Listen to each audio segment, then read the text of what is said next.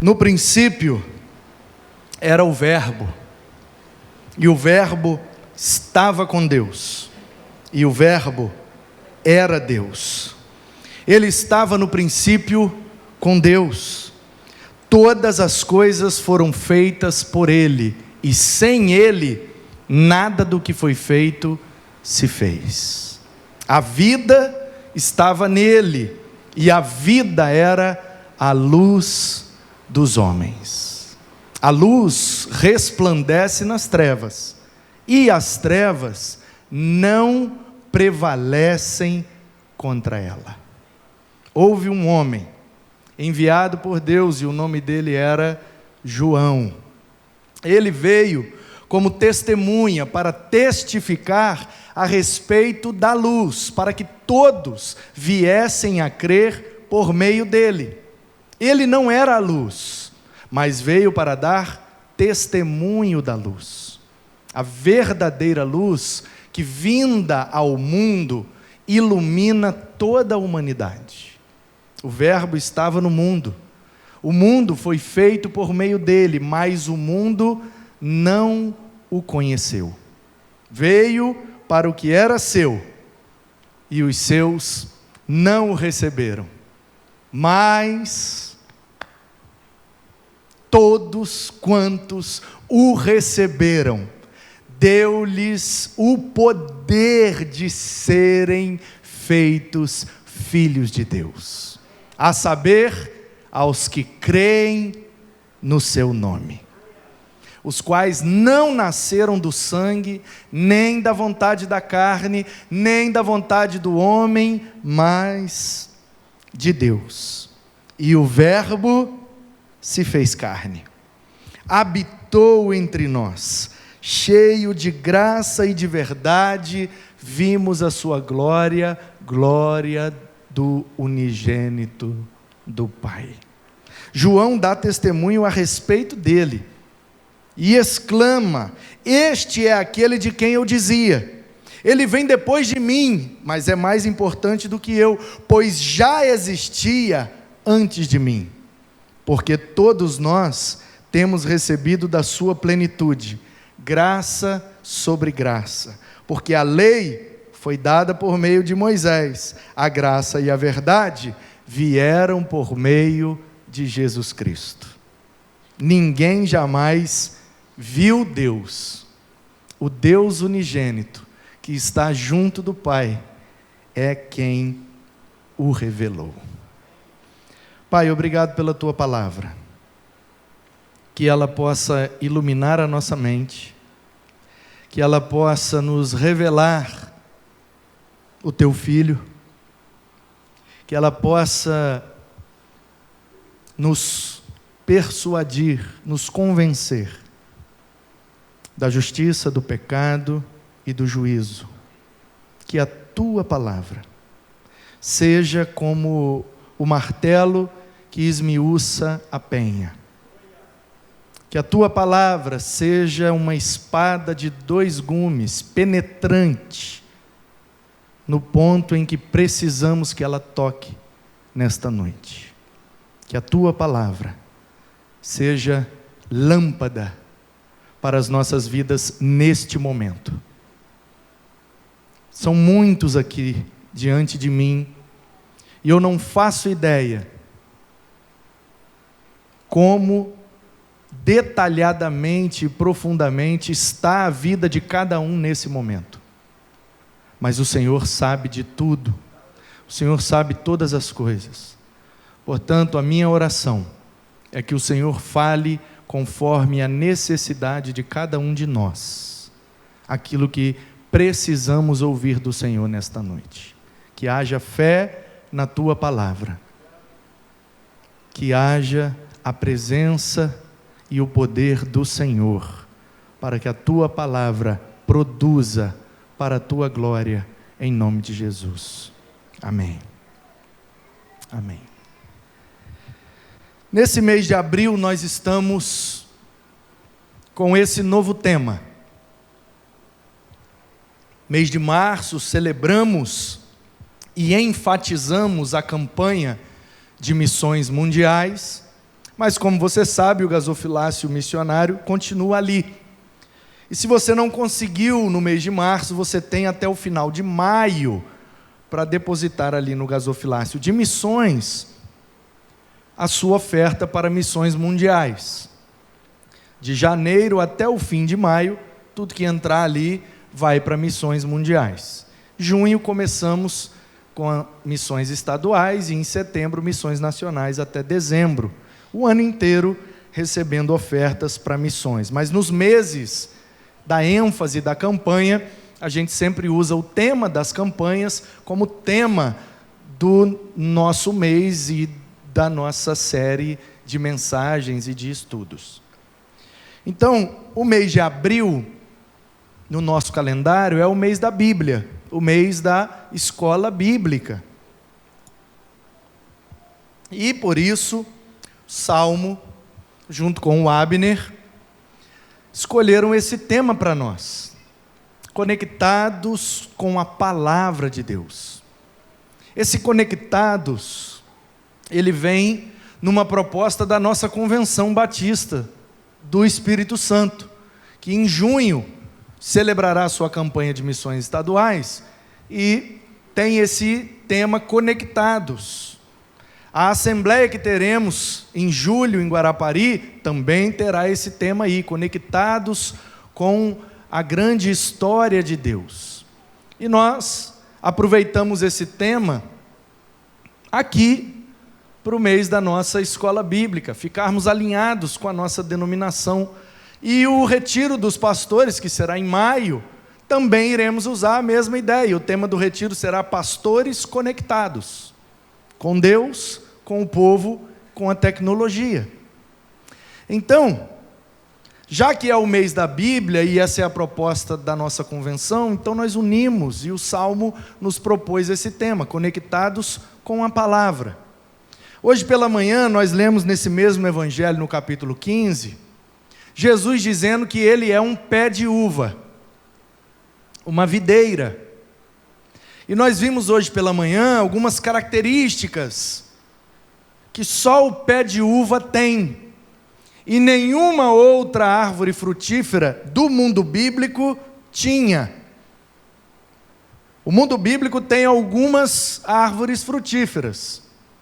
Tem figueira, tem tamareira, em poucos lugares macieiras, oliveiras, e tem a videira, que é o pé de uva. E eu já contei aqui para vocês, mas faz bastante tempo, tem muita gente nova, não vale a pena contar de novo. Uma vez que eu estava num projeto social, pregando para as crianças, e a proposta da programação lá era sobre a videira e a atividade que estavam fazendo com eles, era com uvas e tal. E eu então fui usar esse texto. E aí eu perguntei para eles, a mangueira é um pé de quê? Aí eles falavam, manga, goiabeira, pé de quê? De goiaba. A jaqueira, de jaca. Aí eu perguntei, e a videira? Aí um menininho gritou, um pé de vida. Errado ele não está, não é? Porque Jesus é a árvore que, se estivermos conectados nele, a seiva do Espírito de Deus é o que nos mantém vivos. Não só existindo, mas vivos pela vivificação poderosa do Espírito de Deus que habita em nós. E aí nós aprendemos pela manhã bastante e algumas características, né, Fabrício? Por que é que Jesus não se comparou a uma figueira, a uma tamareira, a uma macieira, a uma oliveira? Por que é que ele escolheu a videira? Temos algumas conclusões, algumas percepções. Talvez ele escolheu a videira porque a videira é a única árvore frutífera das que ele tinha para ilustrar, que produz frutos em cachos e não individuais. Nós temos na nossa cultura, no no nosso dia a dia, uma árvore frutífera que também produz em cachos, que é até mais comum do que a videira, que é a bananeira. Banana também dá em cacho. E nós percebemos que o fato do pé de uva dar frutos em cachos, frutos que são coletivos, você nunca vai ver uma uva só no pé, igual jabuticaba, por exemplo. Porque a proposta de Deus, desde a eternidade, é plural, é comunitária, é ajuntamento, é coletivo. Porque um Deus que é uma comunidade não pode querer um povo que não é comunidade. Porque o nosso Deus é uma comunidade de 3 pessoas: Pai, Filho e Espírito Santo. Então, se o nosso Deus é coletivo, e por isso a palavra que o descreve em grande parte do Antigo Testamento é Elohim, e a ideia de tradução de Elohim é Deus no plural, literalmente deuses. E aí a gente precisa resolver esse problema, porque nós não somos politeístas. Então, como que é Deus no plural e é um só? Aí vem o Atanásio e aquela turma boa dos primeiros séculos da igreja e desenvolve, para a gente fechar essa conta, a doutrina chamada de Trindade e Triunidade de Deus. Pois bem, a videira dá frutos em cachos. A videira é uma árvore diferente da bananeira, que também dá frutos em cachos, mas a videira está sempre se espalhando. Ela está plantada num lugar, mas ela não fica presa ali naquele lugar.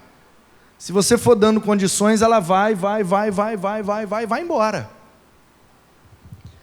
E olha que interessante, Jesus tinha um filho, fez desse filho uma semente, o plantou na terra, e ele, sendo esse pé de uva, os seus ramos foram crescendo, e não é que produziu um belo cacho aqui em Guaranhões?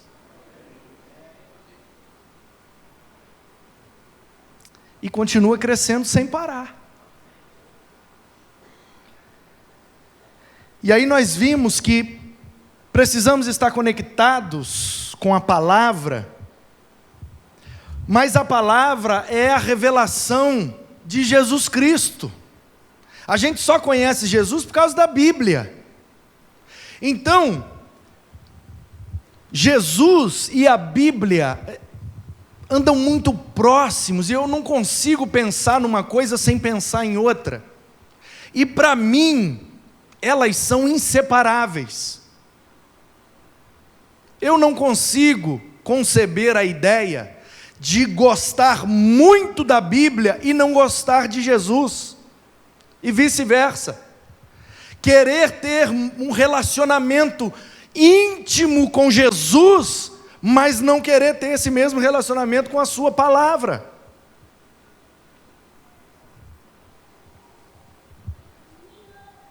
E eu contei para os meninos ontem uma história que aconteceu numa igreja. Mês da EBD, igual o nosso. E uma das classes da igreja foi vencedora. E aí o pastor chamou o professor da classe para entregar o prêmio, que foi vencedora da gincana do mês da EBD. Lembra daquela gincana, Paulinho, que nós fizemos aqui? Foi 2016, né? 16. Abril de 16. Foi top, né? Teve troféu e tudo. Temos com saudade daquele negócio, viu? E aí o professor falou: eu não tenho nada a ver com esse prêmio, nós ganhamos porque os alunos são muito bons. Vem cá, meus alunos. E aí subiu os alunos da turma. E aí o professor da classe falou assim: meus alunos são muito bons, e eles vão mostrar aqui para vocês. Fala um versículo aí da Bíblia. E foi botando o microfone na boca. E os alunos daquela classe foram falando versículos. Senhor meu pastor, nada faltará, Jesus chorou, lâmpada para os meus pés, os clássicos, né? Deus amou o mundo de tal maneira, aí foi, até que chegou numa irmã, e ela falou: quem não chora não mama.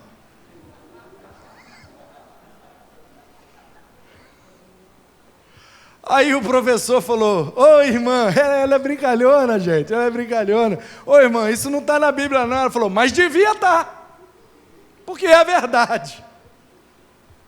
Aconteceu o fato verídico, sério mesmo. Então eu fico pensando que existem pessoas que querem um relacionamento com Jesus.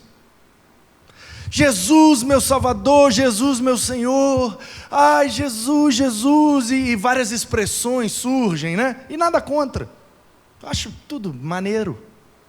Quero queimar por Ele, eu quero me derramar por Ele, e não sei o que, nananã, e lalala, e Jesus me amar, né? E esse movimento de ter Jesus assim como um amigo íntimo, e a gente busca Ele, fica na presença dEle por horas e tal, é um movimento maravilhoso, mas ele tem seus excessos, e eu e minha esposa conhecemos uma pessoa,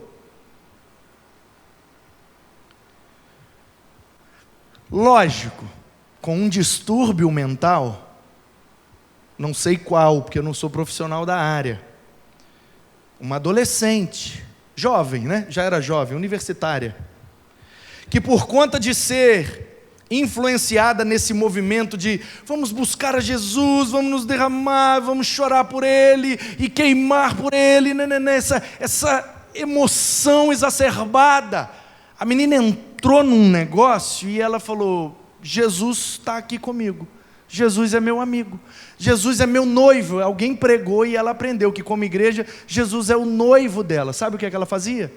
Ela ia ao cinema, comprava 2 ingressos, 2 pipocas e 2 refrigerantes, e sentava sozinha, e botava a pipoca e o refrigerante do lado, e se alguém perguntasse, ela dizia: não, sente aí, Jesus está aqui, Ele é meu noivo, está no cinema comigo. Estou falando sério. Muito sério. E ela foi desenvolvendo esse hábito. E aí, um pastor que teve acesso à pessoa e à situação, porque os pais pediram ajuda, porque eu quero a minha filha na igreja, eu quero a minha filha na presença de Deus, mas me parece que o negócio aí perdeu alguma coisa no caminho, está desequilibrado. E o pastor que teve acesso à situação começou a conversar com a menina e confidenciou para nós que começou a fazer para ela perguntas básicas da Bíblia, para entender qual era o nível de discipulado que aquela menina tinha vivido. E com as respostas da menina, ele foi percebendo que de Bíblia mesmo, ela não sabia nada.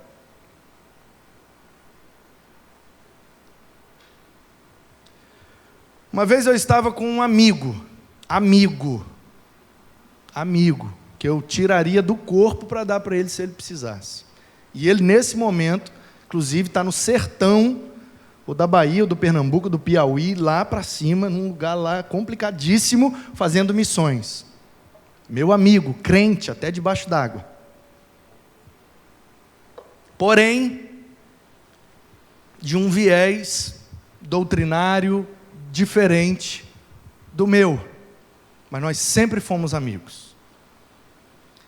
E um dia ele bateu lá em casa e disse: Manu, eu estou com a oportunidade de trazer a palavra lá na minha comunidade, e eu estou querendo falar, meu coração está queimando por esse texto aqui, o profeta menor, Ageu, Zacarias, Malaquias, ele não estava entendendo muito bem, e vim aqui para você me explicar. Tem como você me explicar? E naquele tempo, minha biblioteca, que era bem mais modesta, ficava lá em casa, e eu peguei alguns livros e falei: vamos ver aqui, ué. Começamos a ler os comentários, tudo que a gente podia acerca daqueles profetas, e viramos à noite, estudando. E aí no final ele disse assim: Manu, admiro muito o conhecimento bíblico de vocês, da sua denominação, do seu povo, da sua comunidade. Aprendi bastante. Mas, sinceramente, se eu tivesse que ficar com o conhecimento bíblico ou com o fogo do Espírito, eu ficaria só com o fogo do Espírito. Aí eu falei com ele: sabe qual é o problema, meu amigo? Você está dizendo que nós somos frios, né? Ele falou: eu não queria dizer com essas palavras. Nós somos amigos. Eu falei: amigos, estamos só conversando. Mas é porque o negócio é o seguinte, cara, eu priorizo o livro.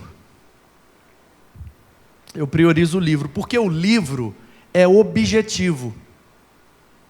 Se eu falar, você tem como conferir.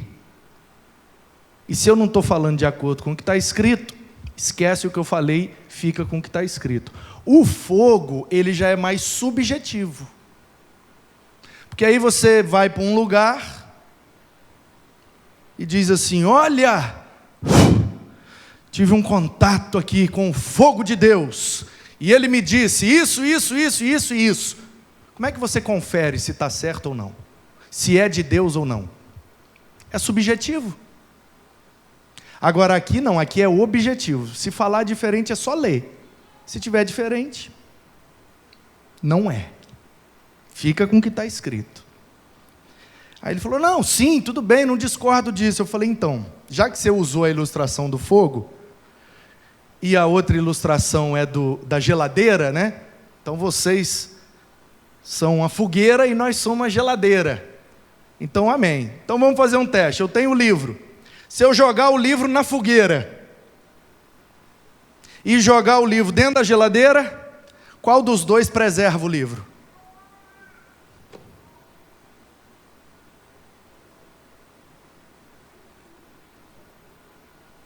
É por isso que eu tenho muito temor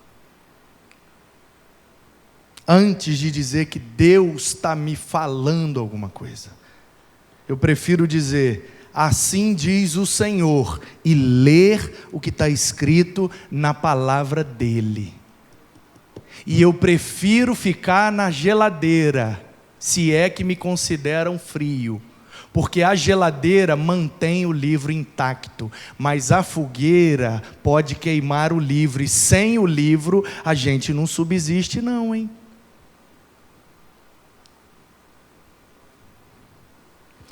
Portanto, irmãos, precisamos estar conectados com Deus. A questão é: por qual via será a nossa conexão? Wi-Fi? Wi-Fi. Eu e Deus aqui, ó, conectei. Boa. Funciona também. Bluetooth? Funciona também. Agora, tem conexão que é analógica, né? Tem conexão que é analógica. Essa conexão aqui, por exemplo, ó, isso aqui, ou esse microfone que eu estou usando aqui, é uma conexão sem fio, né? Wireless, sem rede, sem o fio. Aqui está funcionando uma frequência, está captando e tal, mas se entrar alguma frequência aqui, dá interferência e você não ouve nada direito do que eu estou falando. Aqui não tem como dar interferência. Aqui está ligado num cabo. Falou aqui, sai lá, pelo cabo. E aí tem alguns cantores que dizem assim: eu prefiro, inclusive esse Shure SM58 é o queridinho dos vocalistas. Eu prefiro um microfone com fio, SM58. Por quê?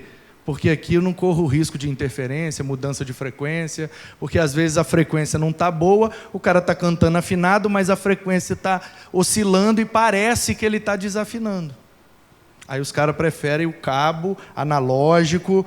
Ah, é mais antigo. É, mas é mais seguro, dizem eles. Eu não sou da área, Só estou repetindo o que eu ouvi. A minha questão é, quando nós nos conectamos com Deus através da palavra de Deus, é uma conexão mais segura.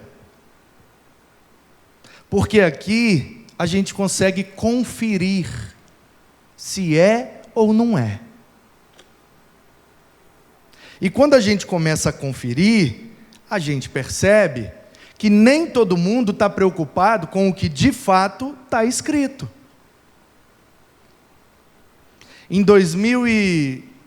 Foi 2015, né, Abner?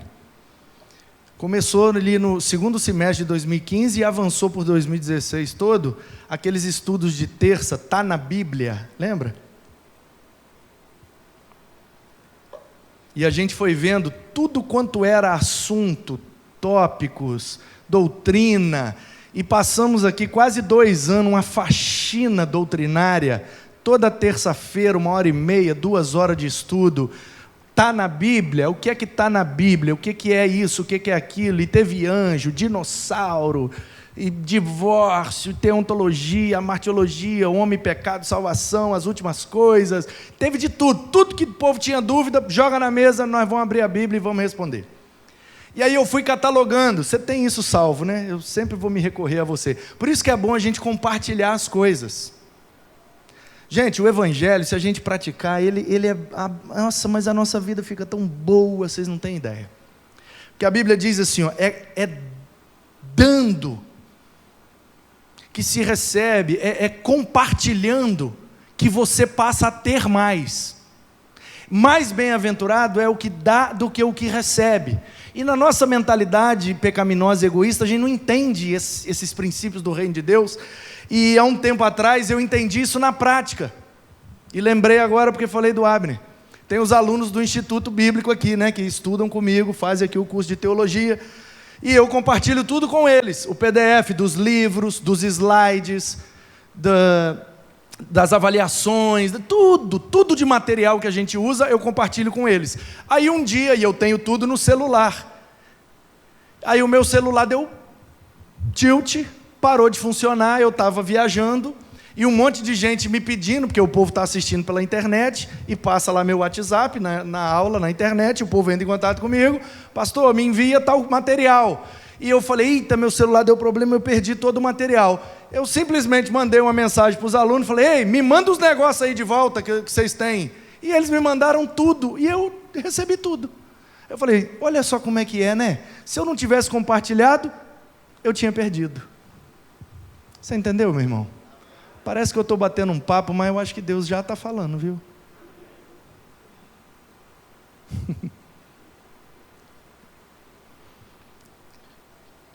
E aí, queridos, naquela série de estudos, e o Abner já achou ali e mostrou para o Jonas.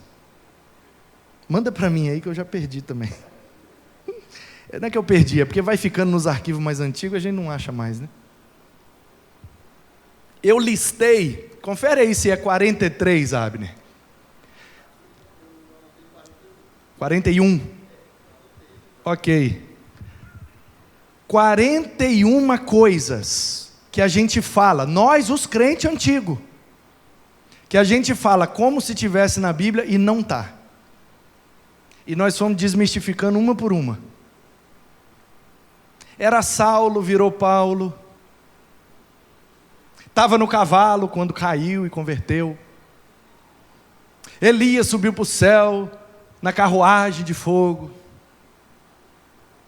O que Eva comeu era uma maçã. A baleia que engoliu Jonas. E vai, e por aí vai, né? E por aí vai, tem um monte. 41 eu separei. Então, queridos, nós precisamos nos conectar com Deus, sim. Mas a nossa proposta nesse mês de abril é que essa conexão precisa necessariamente passar por esse livro. A oração é fundamental, é muito boa, nos conectarmos com Deus em oração. Mas em oração, tem muitas coisas envolvidas. Tem o emocional envolvido, tem as nossas dúvidas, tem os nossos traumas, tem as nossas convicções, muita coisa envolvida, e ali a gente é imbuído naquele monte de coisa, e talvez a gente pode se perder no emaranhado das nossas confusões existenciais, e às vezes levantar de uma oração dizendo, Deus falou para eu fazer tal coisa, e não é bem aquilo.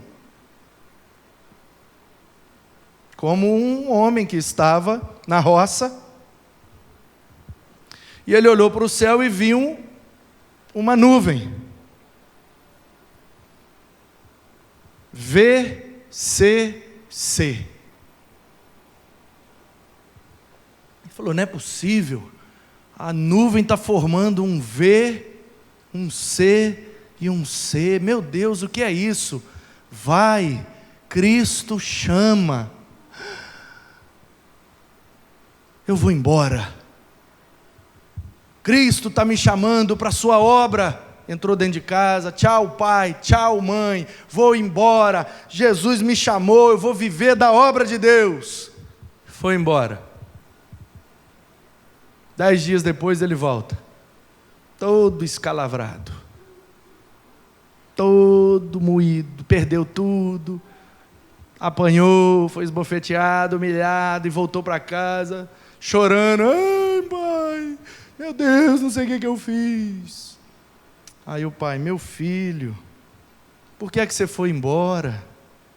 Não, porque eu vi as letras VCC, entendi que era vai, Cristo chama, mas meu filho, a gente trabalha com isso a vida inteira, como é que você não entendeu? Era vai cortar a cana.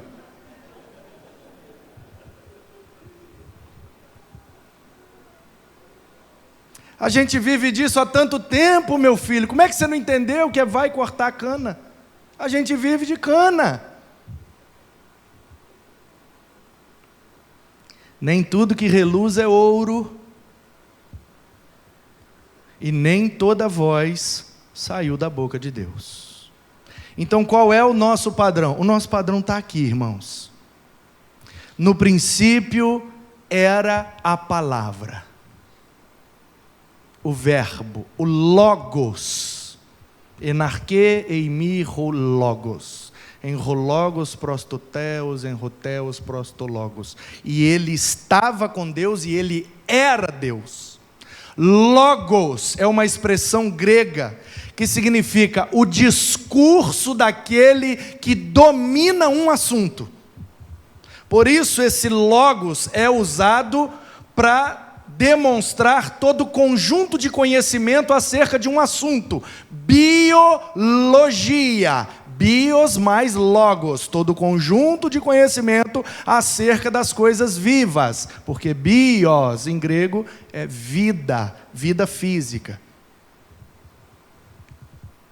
Então, esses logias que nós temos, teologia, esse logia aí vem de logos, que é o conjunto de conhecimento acerca daquele assunto.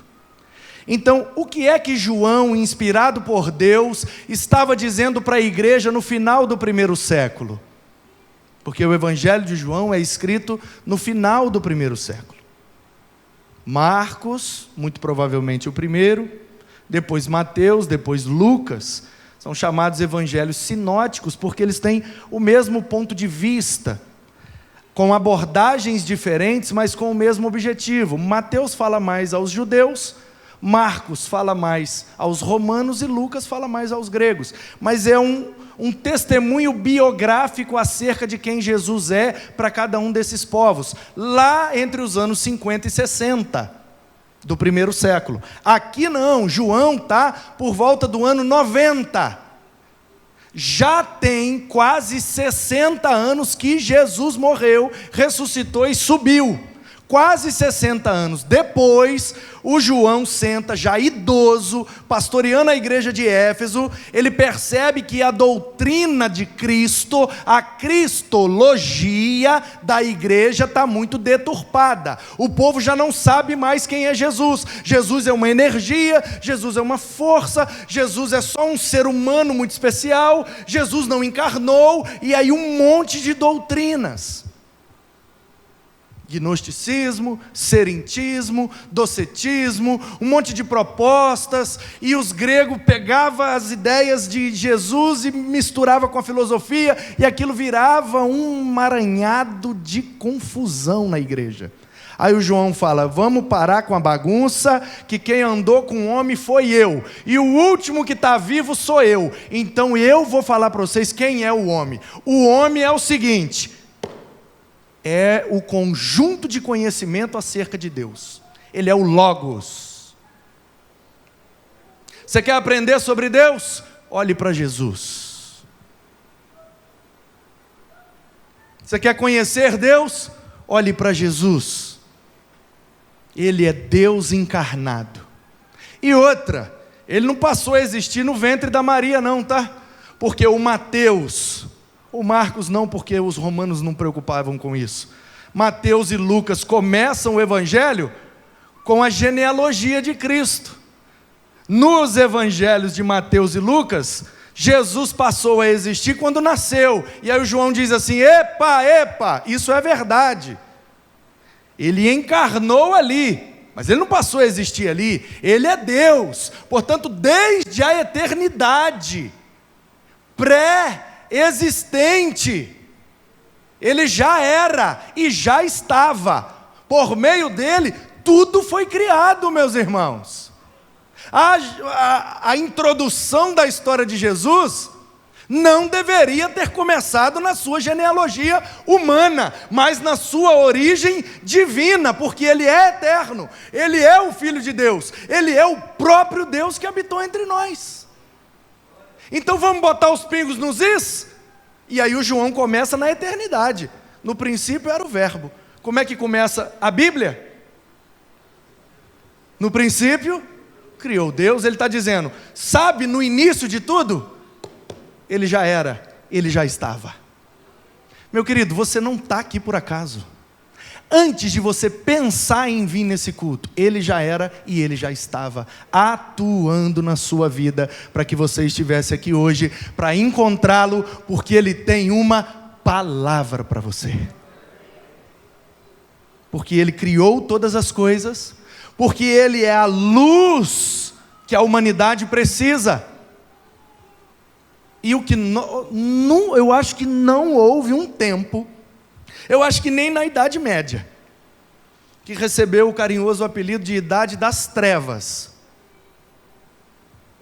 houve tanta necessidade de lucidez como nos nossos dias. Porque na Idade Média, as trevas vieram por ausência de informação. Tomaram a Bíblia do povo, tomaram os livros do povo, o povo não tinha como estudar e como aprender, ficou todo mundo em trevas. Agora, no nosso tempo, que é a pós-modernidade, que é a contra-sociedade da Idade Média, porque é um ciclo, né? Então nós temos a Idade Antiga, a Idade Média, modernidade e agora a pós-modernidade. Então, é cíclico. Então a Idade Antiga ciclou, aí vem ali que extrai, aí vem a dificuldade ali das trevas, e agora vem a modernidade trazendo o iluminismo, e agora nós estamos na pós-modernidade, que é um momento de trevas de novo. Só que agora é invertido. Agora as trevas não é por falta de informação, é por excesso delas. A gente tem tanta informação que a gente não consegue saber qual é a verdade afinal. Não, deu no zap. Deu no zap, você não viu não? Deu no zap, meu filho. O povo está bebendo água e está morrendo. Não beba água. Mas que isso, gente? Mas nós sempre bebemos água. Não, deu no zap, você não viu? Deu no Facebook. É tanta informação que nós voltamos a ficar em trevas. É tanta voz que a gente não sabe mais quem ouvir. Não, eu vou entrar na internet e vou ouvir um pastor. Bota lá, pregação, enter. Vem 200 mil. Aí você dá o play. Vai saber o que você vai ouvir. Não faço ideia. Inclusive vai ter gente que vai dar o play nisso aqui e vai ouvir sem fazer ideia do que eu estou falando. Pode discordar de tudo. Fazer o quê? Está lá, disponível. Nós nunca tivemos tanto acesso à informação. Está na palma da mão, gente. Eu estou aqui, monitorando o culto, mandando zap, cantina para os outros. E entre um e outro ainda postei uma história e ainda vi uma mensagem da minha mãe aqui. E estou pregando. Aleluia. Gente, está rápido demais. Os meninos, esses dias, o seminário nosso diminuiu a carga horária. Aí os meninos endoidaram lá, tem pouco tempo, pastor, misericórdia, pouco tempo. Eu falei, pouco tempo? Não, é porque... Aí um menino lá levantou uma tese até legal. Falou, não, porque antigamente o seminário era integral, pastor.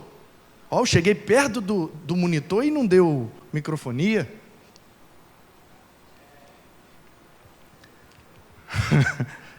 Tá vendo? Eu estou pregando, estou preocupado com a microfonia aqui, meu filho. Antigamente era integral, pastor. Os caras iam lá para o Tijuca ou lá para Recife, e eles ficavam 4 anos, estudavam de manhã e de tarde, culto à noite. Olha a quantidade de coisa que os caras aprendiam, né, pastor? O pastor fez seminário nesse formato. Seminário nos anos 50, pastor? Nos anos 60. Seminário nos anos 60. Estudou com o Langston. Louvado seja Deus.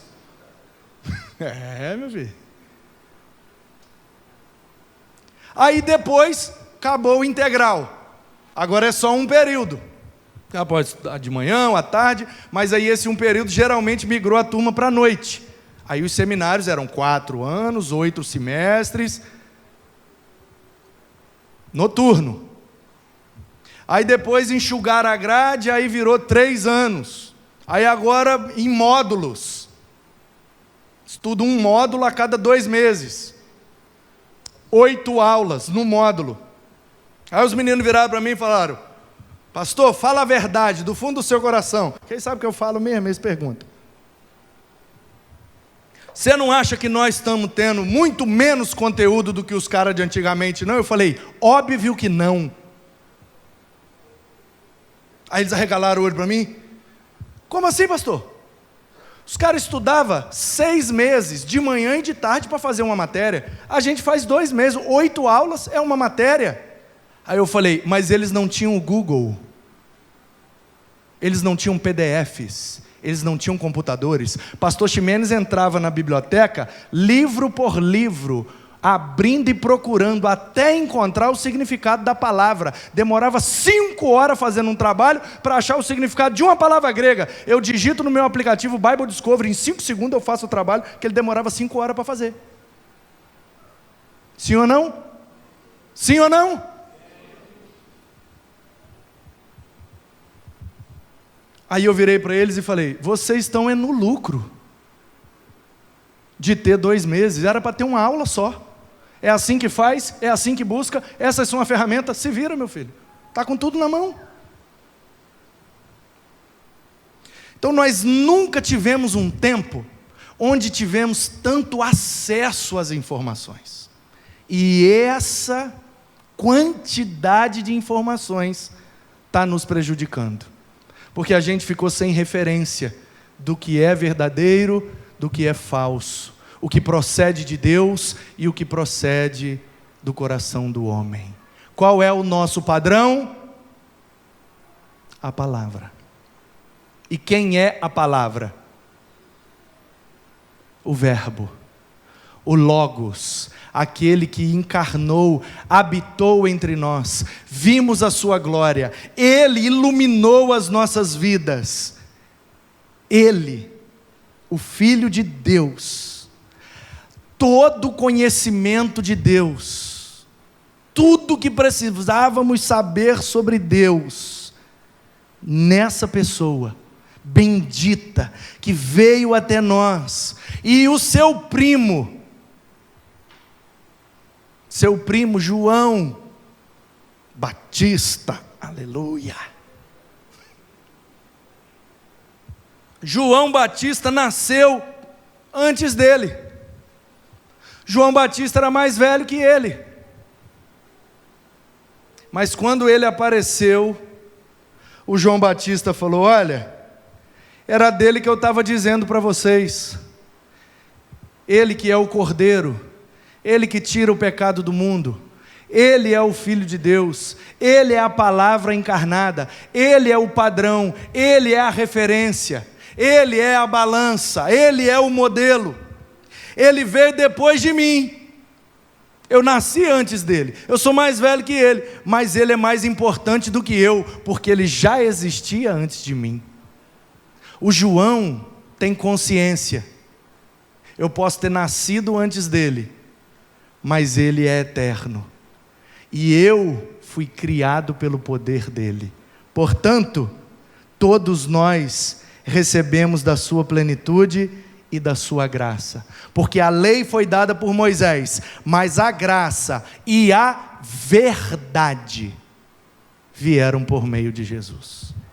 Queridos, esse livro é a verdade, esse livro é a palavra escrita de Deus, esse livro é o nosso padrão, esse livro é a nossa única regra de fé e prática.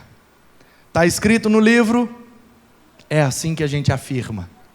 Não está escrito no livro, podemos pensar conforme os princípios do livro e procurar o melhor caminho orientado pelo autor do livro.